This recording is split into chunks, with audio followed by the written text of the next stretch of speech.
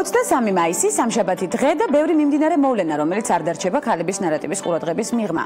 ამერიკული მოდის სახლის რალფ ლოურენის გენერალურ დირექტორად პროქტერ ენდ გემბლის ყოფილი მთავარი მენეჯერი პატრის ლიუვე დაინიშნა. ამასობაში სამხრეთ კორეელი ალპინისტი ქალი 123 სართულიან ცათამბჯენს იპყრობს, სწორედ ასეთი ტემპით ვაპირებთ სხვადასხვა გამოწვევების დაძლევას და მწვერვალების დაპყრობას დილიდან. ყოველ შემთხვევაში ამას ემსახურება ჩვენი პროექტი. წერილის წერის საერთაშორისო კონკურსის გამარჯვებულიც უკვე ცნობილია 14 წლის ქართველი გოგონას შესახებ. რამდენიმე წუთში მივიღებთ ამ უმწურავ ინფორმაციას. ეს ქალების ნარატივია, მე გვანცავარ ლაღიძე, ვნახოთ გადაცემის ანონსი.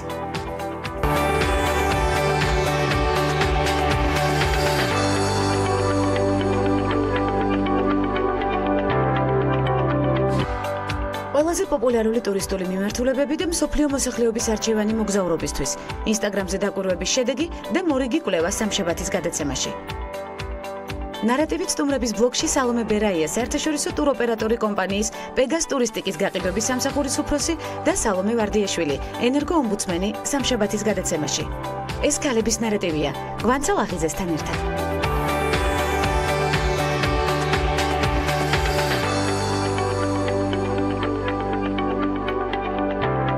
ეგვიპტური მედია ამერიკის შეერთებული შტატების პირველი ლედის მელანია ტრამპის ჩაცმულობის გამო აკრიტიკებს ჟურნალისტების აზრით. რიადში ვიზიტის მეორე დღისთვის მელანია ტრამპმა საკმაოდ მოკლე კაბა შეერჩია, მეტიც ბევრისთვის ეს პროვოკაცია იყო. შეგახსენებთ დონალდ ტრამპის პირველი საგარეო ტურნე ამერიკის შეერთებული შტატების პრეზიდენტის რანგში საუდის არაბეთის დედაქალაქ რიადში ვიზიტით დაიწყო. საინტერესოა, როგორ შეფასებას მიიღებს მელანია თელ-ავივში ვიზიტის შემდეგ უკვე ისრაელის მედიის განაჩენს ველით ასე დავარქმევდი, მე პირადად მისი თეთრი კოსტიუმი ძალიან მომეწონა. და რას აკეთებს ამ დროს ამერიკის პრეზიდენტის ქალიშვილი ივანკა ტრამპის ქალი მეწარმეების და მცირე ბიზნესის მფლობელთა ფონდი $100 მილიონ მიიღებს საუდის არაბეთისგან და არაბეთის გაერთიანებული საემიროებისგან.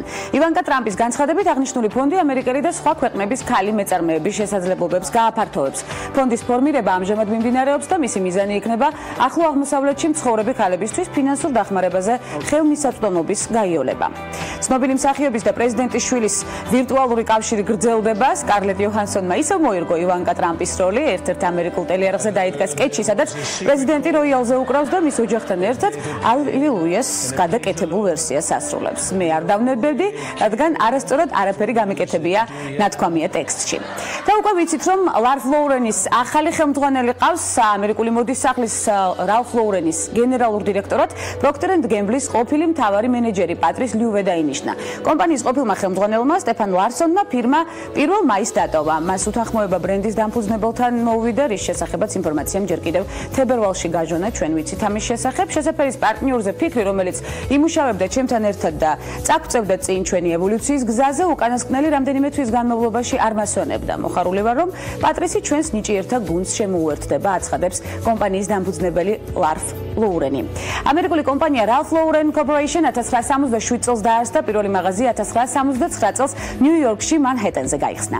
Daily Mail-ის ინფორმაციით, ძიძამ ლანკაშირის სამეფოდან სახელად პამელა ტევერსის ცნობილი გმირის მიბაძვით მერი პოპინსი დაირქვა. 42 წლის პოპინსი, რომელსაც მანამდე ემა დევენპორტი ერქვა, 20 წელზე მეტია ამ საქმიანობით არის დაკავებული და ჯადოქარი ძიძასავით იცვამს. მან სახელის შეცვლა მას შემდეგ გადაწყვიტა, რაც ერთ-ერთ პორტალზე ნახა, რომ ეს გმირი ზღაპრულ პერსონაჟთა რეიტინგში მეორე ადგილზეა. იმისთვის, რომ მის მიმართ მოთხოვნილება გაზრდილიყო და დამქირავებელთა ყურადღება მიეპყრო, ძიძამ ეს გადაწყვეტილება მიიღო. მისი თქმით, ბავშვებიც და მათი მშობლებიც, ვისთანაც მას უმუშავია, ხშირად ამსგავსებდნენ მას მერი პოპინს. ქალის გადაწყვეტილებას მხარი მეუღლემ და 6 წლის ქალიშვილმაც დაუჭირა. კაროლინას ჩრდილოეთ ნაწილში სკოლაში ტრანსგენდერთა საპირფარეშოების დამონტაჟება იგეგმება. წინადადება შტატს ტრანსგენდერთა გაერთიანებამ 6 თვის წინ შესთავაზა. ტექსასის მარშალის განცხადებით, ეს საკითხი საინტერესოა და ის მხოლოდ დაცულობას და მოსწავლეებს შორის პატივისცემას გულისხმობს. სიახლე ჯერჯერობით განხილვის პროცესშია. ტექსასის შტატი იმასაც ითვალისწინებს, რომ შესაძლოა ცვლილებამ საზოგადოებაში ნეგატიური რეაქციები გამოიწვიოს. კიდევ ერთი დაანონსებული ინფორმაცია, სამხრეთ კორეელი ალპინისტი ქალი 123 სართულიან ცათამბჯენზე ავიდა, ამასთან კიმ ჯეინს არ გამოუყენებია სპეციალური აღჭურვილობა, ცათამბჯენის დასაპყრობად მთასმელს 2 საათნახევარი დასჭირდა. ჯეინის განცხადებით, შენობის სახურავზე ასვლა მისთვის საკმაოდ რთული გამოცდა აღმოჩნდა. მიუხედავად ამისა, ის ცდილობდა პროცესისგან სიამოვნება მიიღო. კიმ ჯეინი მსოფლიო დონის პროფესიონალია, ბოლო 11 წლის განმავლობაში მას 25 ჯილდო აქვს მიღებული. მცხეთაში რიგით მეხუთე არტ ფესტივალი ხატე საქართველოსთვის გაიხსნა, რომელშიც მსოფლიოს სხვადასხვა ქვეყნიდან ჩამოსულმა მხატვრებმა მიიღეს მონაწილეობა. ფესტივალის მონაწილეები 5 დღის განმავლობაში იცხოვრებენ მცხეთაში და მის ერთ-ერთ ცენტრალურ ქუჩაზე შექმნიან თავიანთ ნამუშევრებს. ნამუშევრების ნახვის შესაძლებლობა დამთვალიერებლებს შეეძლებათ მცხეთის ცენტრალურ პარკში ღია ცის ქვეშ გამართულ გამოფენაზე. გარდა გამოფენებისა, ფესტივალის მონაწილეები დაინტერესებული პირებისთვის ჩაატარებენ საინტერესო ვორქშოპებს მცხეთის ცენტრალურ მოედანზე. შეგახსენებთ, ხატე საქართველოსთვის 2013 წლიდან ტარდება. ფესტივალის მიზანია საქართველოში საინტერესო კულტურული სიახლეების დანერგვა, ქართველ და უცხოელ მხატვრებს შორის პროფესიული კონტაქტების დამყარება და მრავალმხრივი კულტურული დიალოგების გამართვა. წერილის წერის საერთაშორისო კონკურსის გამარჯვებული ცნობილია, როგორც უკვე აღნიშნეთ, 14 წლის ანა გოგია საკუთარ შესაძლებლობებს ბერნში მსოფლიო საფოსტო კავშირის ოფისშიც გამოცდის.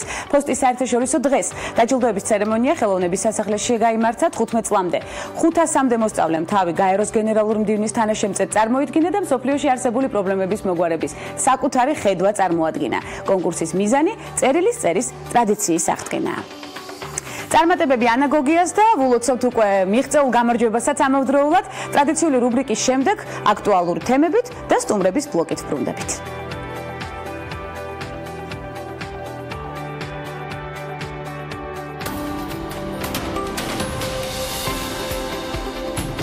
დღეს ის ერთ-ერთ ყველაზე გავლენიან ინდოელ ქალბატონად ითვლება. დაბადებულმა ინდოეთში ტრადიციულ საზოგადოებაში უდიდეს წარმატებას მიაღწია ამერიკულ ბიზნესში და ერთ-ერთი უმსხვილესი კორპორაციის PepsiCo-ს ტოპ მენეჯერი გახდა.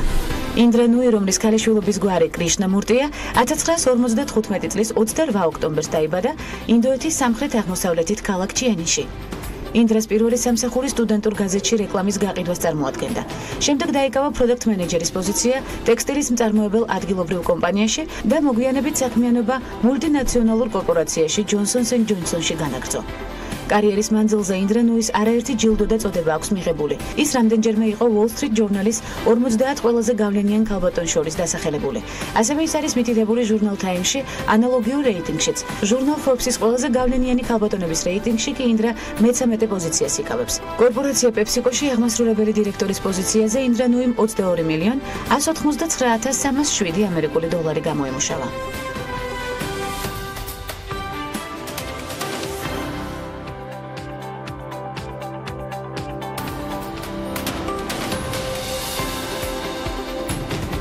ჟიზელ ბუნთენი ორი შვილის დედა და სპორტსმენი ტომ ბრედის მეუღლე მსოფლიოს ყველაზე მაღალანაზღაურებადი მოდელია და პლანეტის ერთ-ერთ ყველაზე სექსუალურ ქალად დასახელებული.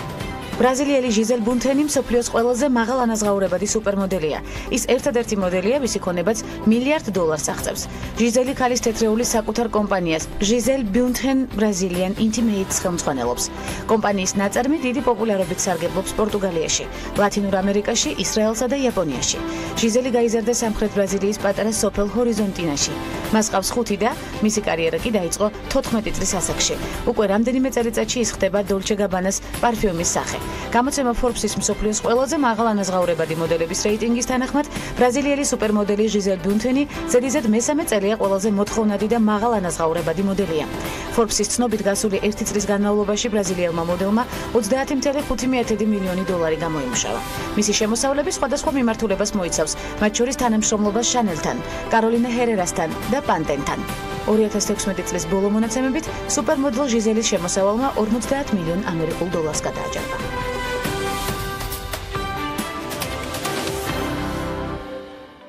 გამოიკვეთა, რომ ყველაზე პოპულარული ტურისტული ადგილი პარიზი აღარ არის. ბოლოდროინდელი კვლევის თანახმად, რომელიც ინსტაგრამზე თეგების დათვლით ჩატარდა, სულ 274 ადგილი გამოიკვეთა, სადაც მსოფლიო მოსახლეობა ყველაზე ხშირად მოგზაურობს. რომელია ყველაზე პოპულარული ტურისტული მიმართულებები, ჩვენი რეპორტიორი მარიამ ადამია გაგვაცნობს. გვანცე ტურისტულმა სააგენტომ Travelbird-მა კვლევა ჩაატარა და შეამოწმა თუ რომელი ღირსშესანიშნაობები და ქვეყნების სარგებლობენ განსაკუთრებული პოპულარობით ინსტაგრამზე. ამისათვის კი სააგენტომ მიმართულებებთან და ტურიზმთან დაკავშირებული ეგრეთ წოდებული ჰეშტეგების რაოდენობა დაითვალა და თანაც ყველა შესაძლო ენაზე. გარდა ამისა, პროგრამამ გაანალიზა არა მხოლოდ ადგილების დასახელებები, არამედ მიახლოებითი თაგებიც გადაამოწმა, ანუ ასე მაგალითად დისნეილენდის კვლევისას არა მხოლოდ უშუალოდ პარკის დასახელება, არამედ დაითვალა ჰეშტეგები The happiest place on the earth and Disneyland park. გამოიკვეთა. გვაცა საბოლოოდ 264 ადგილი გამოიკვეთა, რომელიც პლატფორმაზე დაყრდნობით ყველაზე ხშირად მონახულებადია. პირველ ადგილს კი 14,615,952 თაგით ტრადიციულად Walt Disney-ის მიერ დაარსებული გასართობი პარკი Disneyland-ი დასახელდა. მეორე ადგილზე კი წელს პირველად Eiffelis კოშკი მოხვდა, რომელიც წინა წლებში ყველა რეიტინგში ლიდერ პოზიციაზე სახელდებოდა. ხოლო სამეულში კვლავ Disneyland-ი სახელდება, თუმცა ამჯერად უკვე ფლორიდის.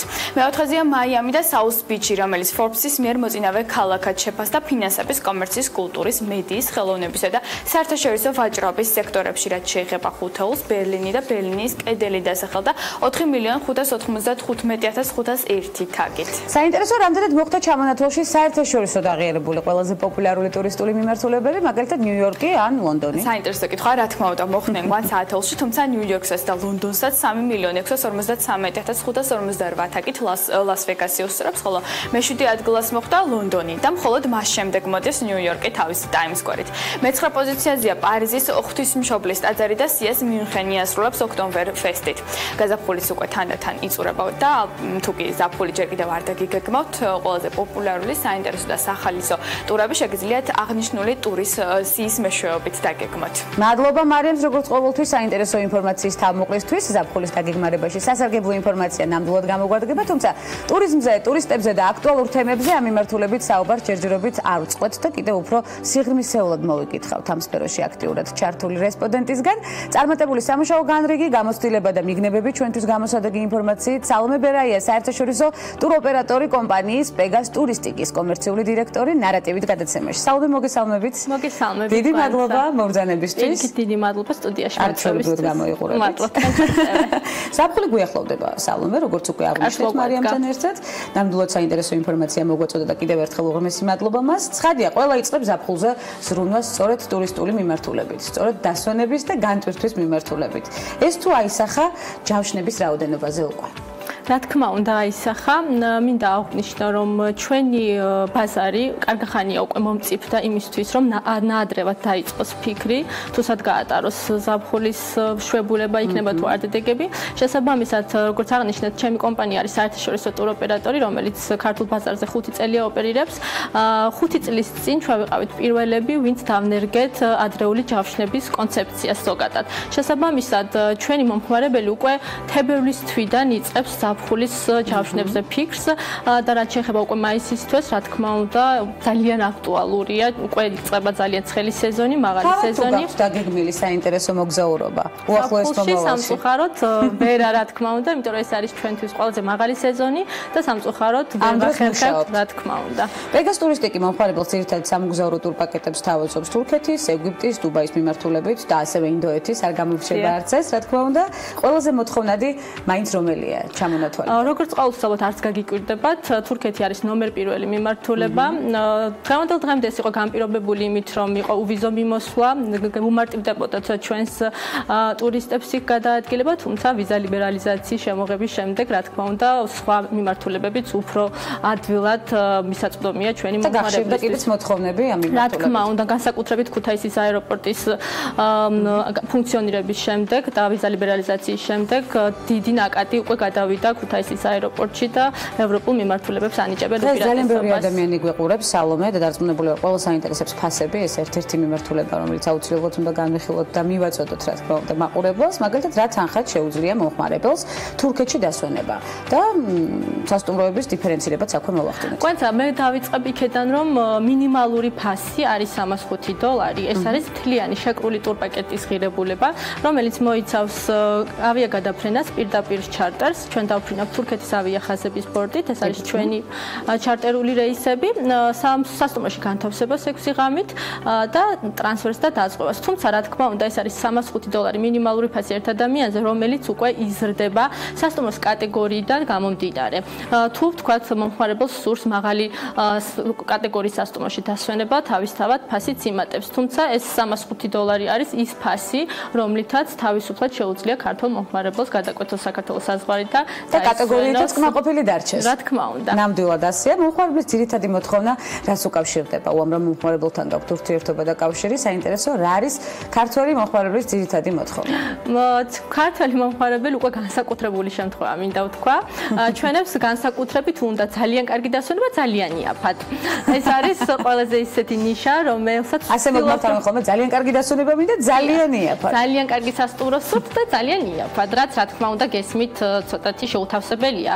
ხარისხი მოითხოვს რა თქმა უნდა ანაზღაურებასაც. ღამის ზარებით თუ გქონიათ და გაღვიძებები? რა თქმა უნდა. სამხულის განმავლობაში თითქმის ყოველ ღამე.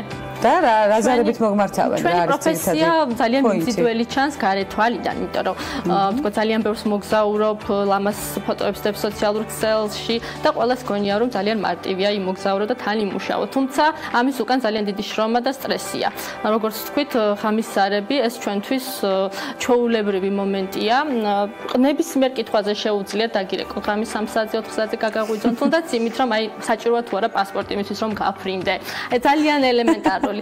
ეს არის უბრალოდ ნდობის მომენტი, ადამიანებს უხარიათ, როდესაც მისი პარტნიორი იქნება თუ მომწოდებელი 24 საათის განმავლობაში არის ხაზზე და უფრო დაცულად გრძნობს ამ შემთხვევაში თავს. ეს იყო ყველაზე უცნაური კითხვა პასპორტთან დაკავშირებით თუ იყო მსგავსი? კიდე ძალიან ბევრი ჩამონათვალი დიდია. ძალიან დიდია. რომელი მაინც? რომელი მოგხვდება ყველაზე მეტად ხურში? აი თუნდაც ის რომ ვთქვათ ხშირად ერევათ დღეები გაფრენის, აი მიდიან 22-ში ვთქვათ მიფრინავენ, მაგრამ 23-ში გირეკავენ და გეუბნებიან რომ სიაში არ არის და რომ რაღაც გაუკვევლობასთან აქვს ძალიან ბევრი ელემენტია, რომელიც აუცილებლად უნდა გამოასწოროს ადამიანმა. თვისება აუცილებელი უნარია შესაძენი. მე ვიტყოდი რომ უფრო თქვენს თავად პრინციპში ეს გამომუშავებული გაქვთ ალბათ. ჩვენისაც რა თქმა უნდა. ეს არის უამროს მოგზაურობთ. დიახ. მომსახურების სერვისზე გავამახვილოთ ყურადღება მაშინ სალომე უკვე ჩამოსულ ტურისტებზე პირველი რაც საქართველოში ჩამოსულ ტურისტს ხდება თვალში. და არ მოსწონს, ანუ უარყოფითი ან არ მოსწონს. მე არ მინდა ვიყო სუბიექტური ამ კითხვაზე პასუხის გაცემისას, თუმცა პრაქტიკიდან გამომდინარე ვიტყვი რომ სერვისში საკმაოდ მოვიკოჭლებთ, სამწუხაროდ თუ შევადარებთ, თქვათ სხვა ქვეყნის მომსახურების დონეს, იქიდან გამომდინარე რომ მუშაობ საერთაშორისო კომპანიაში, ხშირად მიწევს ტრეინინგებზე, გადასწავლებაზე სიარული და მაქვს შეხება ძალიან ბევრ კულტურასთან, განსხვავებულ კულტურასთან. მინიმუმ 23 ქვეყანაში გვაქვს ოფისი ჩვენს კომპანიას, შესაბამისად, ყოველთვის ვცდილობ რომ ვიყოს სახე ჩვენი ქვეყნის და ვეწევი ქვეყნის პოპულარიზაციას. და იქიდან უკვე ჩამოგვაქვს საერთაშორისო სტანდარტები და ვნერგავთ საქართველოში. ყოველთვის ვცდილობ უცხო ქვეყანაში. აი ზუსტად იმით რომ ის რაც მოსწონს ყველაზე მეტად ტურიზმს. უდავოდ ჩვენი ქვეყნით ახთოვანებული და ახტაცებულები არიან იმ ბუნებრივი ინფრასტრუქტურით, რაც უკვე ქვეყანას გააჩნია. ხაზგოსმან ბუნებრივს და არა უკვე შემდეგ შექმნილს. შესაბამისად, რა არ მოსწონთ ეს უკვე ინდივიდუალურია. პირველ რიგში ვიტყვი რომ ხარისხის მომსახურების ხარისხის დონე არ აკმაყოფილებს ჩამოსულ ტურისტებს ცალსახად 99%. აი კვების რესტორნებში ვთქვათ მომსახურე პერსონალი, ისევე როგორც სასტუმროებში, რა თქმა უნდა, რა თქმა უნდა გამონაკლისებზე არ ვსაუბრობთ, დღეს მიმოვიხილავთ საერთო სურათს. არის ძალიან კარგი გამონაკლისებიც, რომელიც მხოლოდ ვთქვათ 2-3% შეადგენს სამწუხაროდ. მაგრამ რაც შეეხება ვთქვათ სტუმრების მოლოდინს, ის რომ ვთქვათ ძალიან კარგი სამზარეულო გვაქვს და ქვეყანას აქვს ძალიან კარგი დიდი რესურსი, ბუნებრივი რესურსი გულისხმობ, ეს საფრთხოვანებას იწყებს და გადაფარავს უკვე იმ დანარჩენ ხარვეზებს. ძალიან საინტერესოა, 7 წელზე მეტია უკვე ამ სფეროში ხართ. 9 წელია, დიახ. 9 წელია. საკმაოდ დიდი ხანია, თანაც ასეთ პატარა ასაკში. თუმცა მანამდე იყო კიდევ ავიაცია, Fly Georgia, რამდენადაც ვიცი, გაყიდვების დეპარტამენტის უფროსებად შეითავსეთ, როგორც მახსოვს, რიგით მეორე ქართული ავიაკომპანიიდან წამოსვლის მიზეზს არ გეკითხებით. სად უფრო საინტერესოა მუშაობა? იცით როგორ არის, მე არ შემიძლია გავმიჯნო ავიაცია და ტურიზმი ერთმანეთისგან. ეს არის ორი სრულიად მონათესავე სფერო, რომელიც ერთმანეთის დამოუკიდებლად ვერ წარმოუდგენელია იარსებებს. შესაბამისად, Fly Georgia-ში ჩემი მოღვაწეობის პერიოდში ძალიან დიდი გამოცდილება შევიძინე და უკვე როდესაც საქართველოს ბაზარში შემოვიდა საერთაშორისო ტუროპერატორი კომპანია, ეს იყო ძალიან ახალი ჩვენი ბაზრისთვის და გადავწყვიტე აქ მომესინჯა უკვე ჩემი ძალები, რაც უკვე მე-5 წელია მე ამ კომპანიაში ვარ. ეტაპობრივად მივედი აი ამ პოზიციამდე, რაც დღეს მიჭირავს. შესაბამისად, რომელი უფრო საინტერესოა, ესე ვერ გაგცემთ პასუხს, იმიტომ რომ ორივე გრძნობდით თავს, ამაზეც ვერ ვისაუბრებთ, იმიტომ ორივეგან ძალიან კომფორტია. იგივე კომფორტს შეიცავს, კი ბატონო. ვიცი რომ თურქული ენა იცით ძალიან კარგად და თურქები განათლებაც მიიღეთ თურქეთში, ხო? რამ განაპირობა თურქეთი? მე იმ პერიოდში დავამთავრე სკოლა, როდესაც უკვე სავაჭრო ურთიერთობები საქართველოსა და თურქეთს შორის უკვე იხსნებოდა და შედიოდა აყვავების პერიოდში. და ეს იყო უბრალოდ პრაქტიკული გადაწყვეტილება, მამამ მირჩია. ენების მიმართ მაქვს მიდრეკილება, შესაბამისად მირჩია, რომ რომელიმე აღმოსავლური ენა ამერჩია. თურქეთი იქიდან გამომდინარე, რომ არის მეზობელი ქვეყანა, გავთვალე. ის რომ თქვათ, სულ მინდოდა მე მოგზაურა, სულ მინდოდა ვიცოდი, რაც მინდოდა ბავშვობიდან, აუცილებლად ვიცოდი, რომ ვიქნებოდი ავიაციაში და ტურიზმში, ეს დასახული მიზანი იყო, რომელიც ასაკიდან დაისახა ეს მიზანი. სადღაც 14 წლიდან.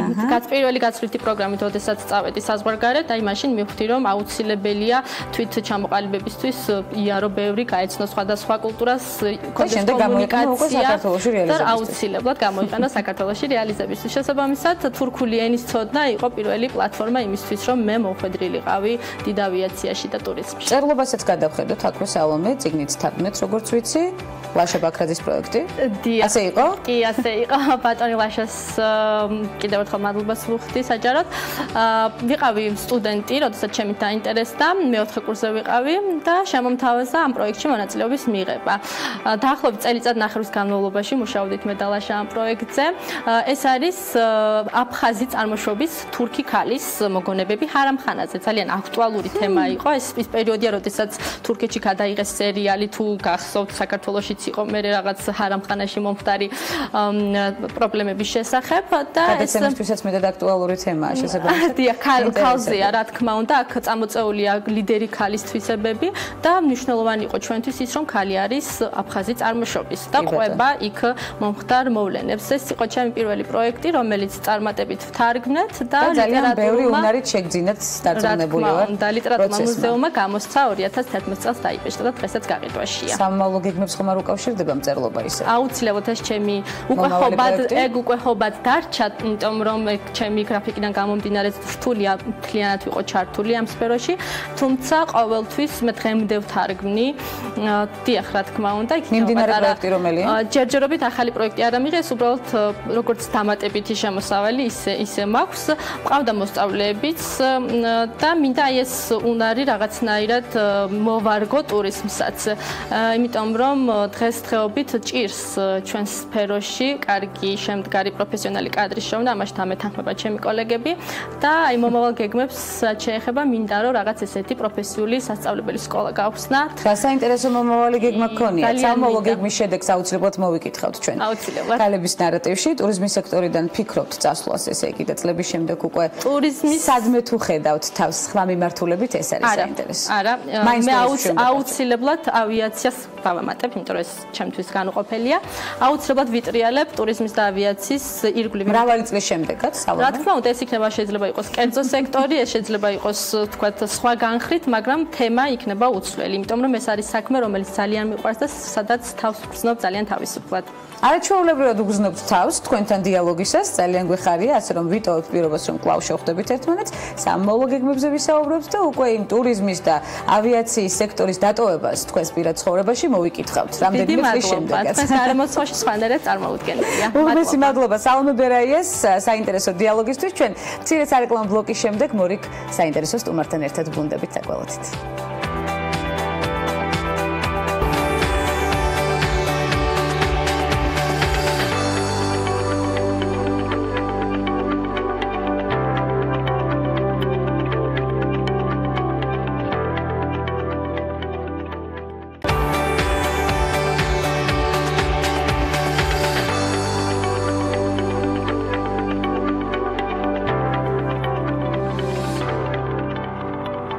მეტად პოზიტიური სტუმარი სტუმრობს დღეს ქალების ნარატივს იურიდიული ფაკულტეტიდან კურსების სამართლებრივ საკითხებზე სპეციალური სასწავლო კურსი გერმანიაში ადამიანის უფლებათა ევროპული სამართლის სისტემა 2007 წელს ჩააბარა ადვოკატთა საკვალიფიკაციო გამოცდა სამოქალაქო სამართლის სპეციალიზაციით ასევე გახლავთ სისხლის სამართლის რეფორმის უწყებათა შორის საკოორდინაციო საბჭოს წევრიც სხვადასხვა დროს მუშაობდა ადმინისტრაციული და სამოქალაქო სამართლის ლექტორად გახლავთ სახალხო დამცველის აპარატის თანამშრომელი დიალოგის რეჟიმში ჩამონათვალს გავწდებით და კიდევ ბევრს მივაგნებთ ენერგოომბუდსმენი სალომე ვარდიაშვილი სტუმრობს გადაცემას მოგესალმებით სალომე უღრმესი მადლობა მოგზანებისთვის პირველ რიგში მადლობა თქვენ პოზიტიური აურის დამკვიდრებისთვის რომელიც უკვე სუფევს ჩვენ სტუდიაში და დარწმუნებული ვარ ჩვენი მაყურებელიც გრძნობს ამას მადლობა ღიად უნდა დავაფიქსირო სიმპათიები თქვენი გადაცემის უღრმესი მადლობა კიდევ უფრო პოზიტიური გახდა სტუდია 2014 წლის მარტიდან ანტიკორუფციული საბჭოს სამუშაო ჯგუფის წევრი ხართ სწორად მახსოვს წელიც კორუფციის წინააღმდეგ ბრძოლა საქართველოს ხელისუფლების შევთანხმდეთ ერთ-ერთ მთავარ დეკლარირებულ პრიორიტეტს წარმოადგენს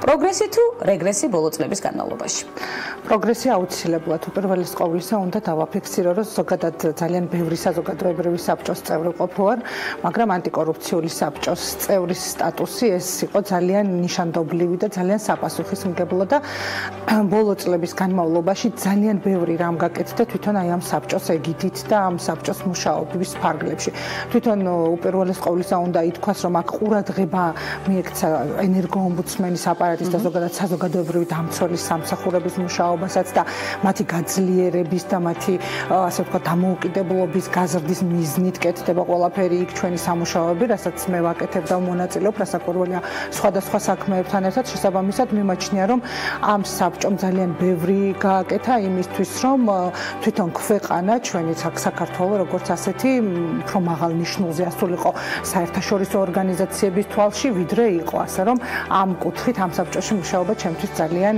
საამაყო და საპასუხისმგებლოა საამაყოა და თქვენი პასუხისმგებლობა გვინდა გავიზიაროთ დღეს დიალოგის რეჟიმში კანონის უზენაესობის ინდექსი როგორია ვის თუ არა თქვენ გითხავთ ამას ნუ ეს ხლა ყველა თავისი შინაგანი კულტურით და შინაგანი პასუხისმგებლობით ზომავს მაგრამ კანონის უზენაესობა აუცილებლად უნდა ეფუძნებოდეს სამართლიანობას კანონიერებას იმიტომ რომ სამწუხარო რეალობა არის მაგრამ იურისპრუდენციაში ცნობილი ფაქტია რომ შესაძლოა რაღაც კონკრეტული გადაწყვეტილება ან ქმედება იყოს სამართლიანი მაგრამ არ იყოს კანონიერი ან პირიქით იყოს აბსოლუტურად კანონიერი მაგრამ ის იყოს ძალიან უსამართლო ამიტომაც ოქროს შუალედი აი ეს აუცილებელი შუალედის პოვნა აუცილებლად საჭიროა უზენაესობის გაზომვისთვის ყოველთვის მაინტერესებდა იურისპრუდენცია თუმცა სწორედ ეს მიგნება ახლა რომელზეც თქვენ საუბრობთ და რომელიც ცნობილია სწორედ ამ მიმართულებით ყოველთვის მაბნევდა და მაკვირვებდა როგორ შეიძლება ამ ბალანსის დაცვა და ახლაც ხშირად მიფიქრია ამაზე უბრალოდ პროფესიულად ამ მიმართულებით არ წავსულვარ შესაბამისად თუმცა ძალიან საინტერესოა ძალიან ჩასაღრმავებელია და სამწუხაროდ მთელი აი ეს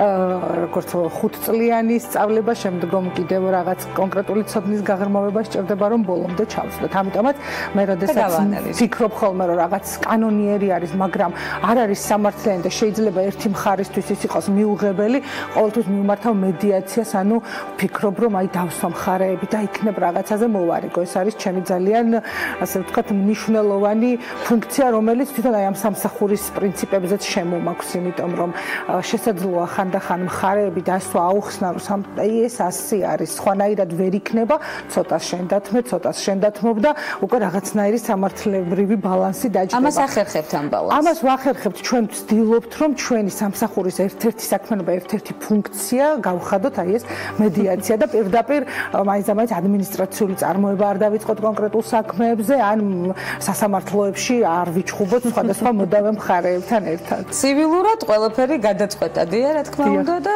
ცხადია უკვე ეს ყველაფერი პოზიტიურად სრულდება და წარმატების გზაზეც გვაყენებს ნებისმიერ საკითხში ასევე საინტერესოა საჩივრები რომელიც თქვენთან შემოდის ძირითადად რაზე და რომელი კომპანიების მიმართულებით თუ შესაძლებელია ამის დასახელება რა თქმა უნდა ჩვენ როგორც ყველა ანგარიშში ვამბობთ ხოლმე კომპანიების და თვითონ სექტორების წინააღმდეგ საჩივრები არ გვაკლია და არ არის ასე ვთქვათ ერთგვაროვანი და ერთფეროვანი ყველა სექტორში ელექტროენერგეტიკა იქნება ბუნებრივი გაზი თუ წყალმომარაგება საჩივრების სიმრავლე არის და უნდა აღინიშნოს რომ ყველაზე მეტად ალბათ მომხმარებელს ტკივა როდესაც საკითხი ეხება ფინანსური ხარჯების და ფინანსური თანხების დაკისრებას და ასევე ცუდ მომსახურებას რომელიც შეიძლება რომ ყველაზე აისახოს ერთდროულად საწოდავენ კომპანიები კომპანიები ყველაზე მეტად. ყველაზე მეტად ყოველთვის მაინც იქცოდამენ, სადაც თავიანთი ინტერესის დაცვა უწევს ყველაზე მეტად და ეს კომერციული და კერძო სამართლის იურიდიული პირებისთვის ყოველთვის თანხებში გამოისახება. შესაბამისად,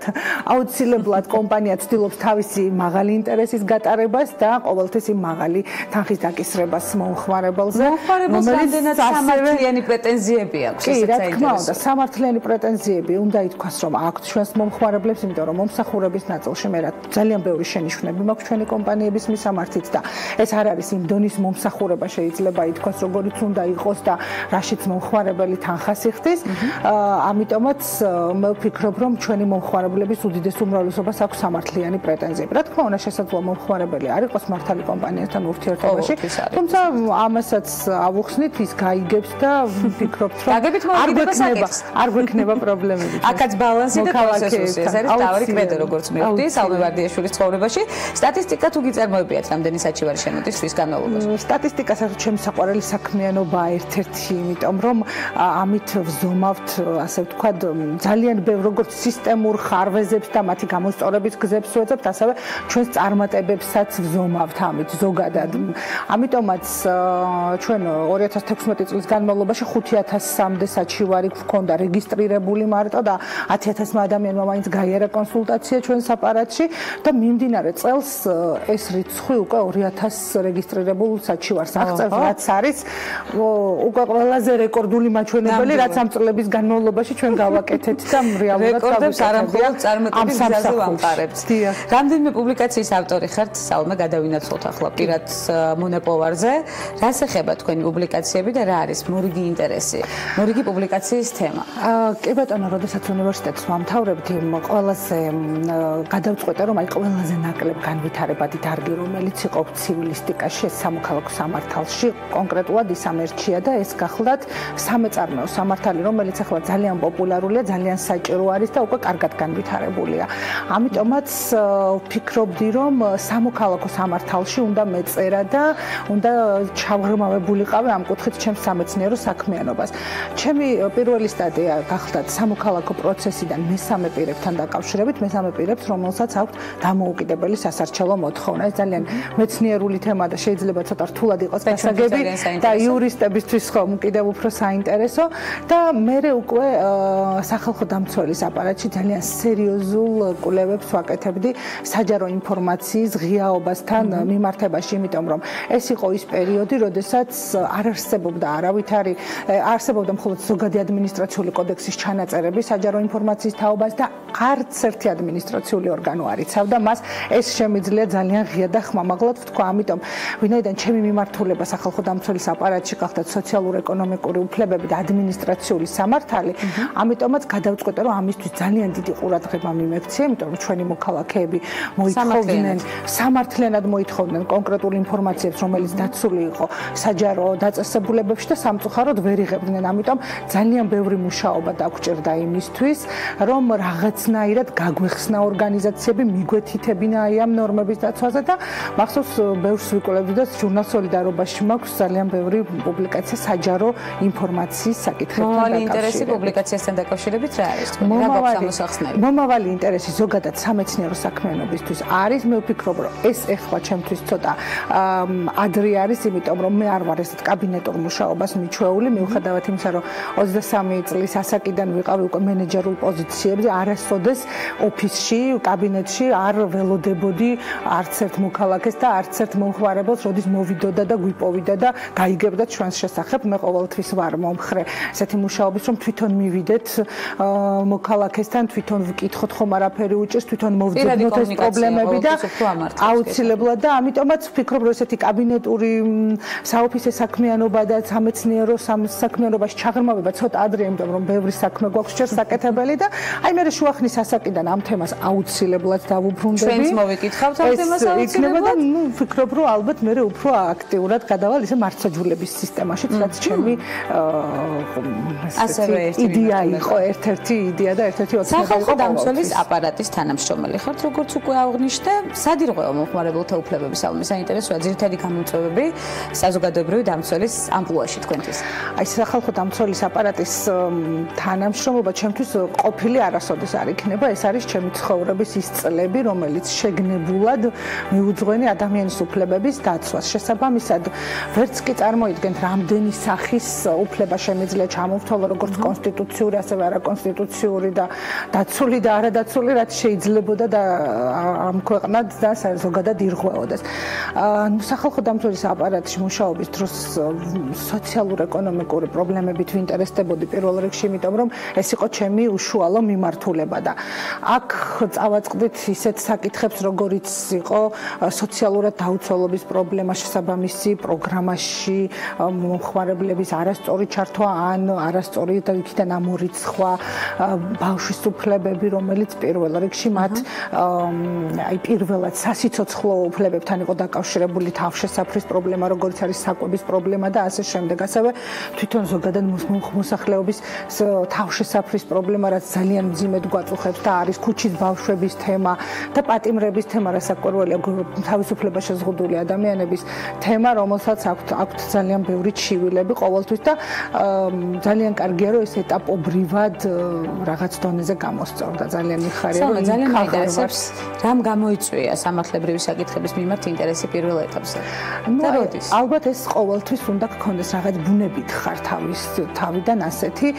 მახსოვს ჩემმა ბავშვობის მეგობრებმა იპოვნეს ჩვენს ძალიან ადრეულ ბავშვობაში დაწერილი ხელწერილები, რომელიც მე დავადებინე მათ ერთ-ერთი კამათ ჩვენი ჩხუბის შემდეგ, რომ ჩვენ აღარ ვიჩხუბებდით და მეგობრულად მოვაგვარებდით საქმეს და ამას მე რაღაცა ფიქრობთ ბავშვები. აქ რაღაცას მე ვადასტურებდი ხელმოწერით. ანუ ერთგვარი ნოტარიუსის ფუნქცია მქონდა შეთავსებული და ალბათ ეს არის ჩვენი ხასიათის ნაწილი ეთყობა რაღაც ქცევის წესებში აუცილებლად აი ამ ჩარტში წარმოგიდგინეთ სალომე პატარა ასაკში შემოკრებილი მეგობრები გარშემო კი როგორ და ბეჭედი დარტყმული ჩვენ არასდროს არ დავიჩხუბებთ კი და მოვაგვარებთ ყველაფერს მეგობრულად ნუ აი ეს იყო რაღაც ქცევის წესებისადმი მორჩილება ჩემი ხასიათის ან ამ ქცევის წესების დარღვევა მაგრამ შემდგომში მუდმივად ძიება გზების ლოგიკურად როგორ დამეცვა და როგორ გამემართლებინა რატომ ასე და არა ისე ასე რომ ეს არის ხასიათშიც კი და მე როდესაც უკვე მე-11 კლასში ვიყავი ვიცოდი რომ ეს იყო იურისპრუდენცია და აი ეს წესები კანონები რაღაც კონკრეტული ქცევის წესების მოწესრიგება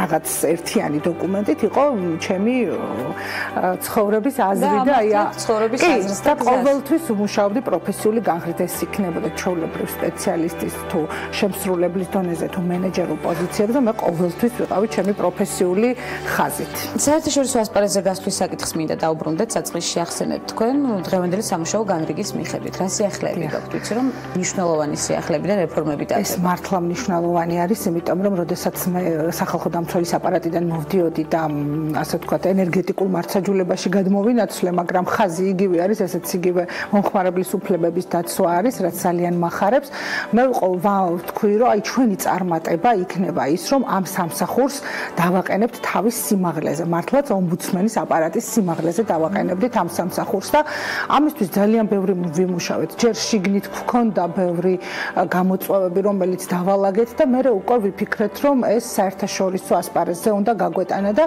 სხვათა შორის ჩვენი აქტიურობით ყურადღება მივიქციეთ ეროვნული ენერგოომბუდსმენების ქსელის ეს გახლავთ ნეონი ასეთი სათავო ოფისით ბრიუსელში რომელმაც დაგვპატიჟა თავის პირველ გენერალურ შეხვედრაზე და ვთხოვა რომ წარმოგვედგინა ჩვენი სამსახური როგორც ასეთი საქართველოს ენერგოომბუდსმენის აპარატი და მე ვიყავი ძალიან ამაყი როდესაც მათ წინაშე წავდექი და თავმჯდომარე მოქმედი თავმჯდომარე გახლავთ ბრიტანეთის ენერგოომბუდსმენი თქვა რომ ის შურით უყურებდა უკვე ჩვენს საქმიანობას და ჩვენს წარმატებებს და ჩვენ გვაღიარეს როგორც ამ ოჯახის ერთ-ერთი ღირსეული წევრი ამის შემდეგ ნუ ხა წევრობა დაკავშირებული არის ევროკავშირის ქვეყნის ევროკავშირის წევრობასთან მაგრამ მოგცეს ესეთი საპატიო წევრის სტატუსი სადაც დაპატიჟებული ვართ ყველა გენერალურ შეხვედრაზე ვეცნობით ყველა სიახლეს ჩართული ვართ მომხმარებელთა უფლებების კოდექსის შემუშავებაში რომელიც შემდგომში სავალდებულო იქნება და ამის მონიტორინგიც ენერგოომბუდსმენს დაევალება და ჩვენ უკვე მზად ვართ ამისთვის იმიტომ რომ ვმუშაობთ ამ დოკუმენტზე გვაქვს ჩვენი შენიშვნები ჩვენი რეკომენდაციები და ასე შემდეგ და ხო მომავალი შეხვედრა გვაქვს დიახ უამრავი სალომე ვარდიაშვილს უღრმესი მადლობა უნდა გადავხატოთ პირველ რიგში იმისთვის რომ ვიედრინეში მიღებული განათლება საქართველოში ჩამოიტანა და ამის რეალიზება მოახდინა რომ ეს რეალი ჩემი ცოდნის რეალიზება ჩემი სამსახურისთვის მოგესალმებით. გვახარებს საინტერესო დიალოგი თქვენთან, რომელიც აუცილებლად გაგრძელდება კიდევ მრავალ თქვენ ამის პირობას ვიტოვებ. სალომე ვარდიაშვილი, ენერგოომბუდსმენი, სტუმრობდა გადაცემას ქალების ნარატივი, სამშაბათის გადაცემის აქტუალური თემები ამოვწურეთ, ხვდებით ერთმანეთს ხვალ, საქართველოს და საქართველოს ფარგლებს გარეთ განვითარებული მოვლენებით და გემოვნებიანი ნარატივით ზუსტად 11-ზე ტევე პირველის ეთერში. წარმატებულ სამშაბათს გისურვებთ.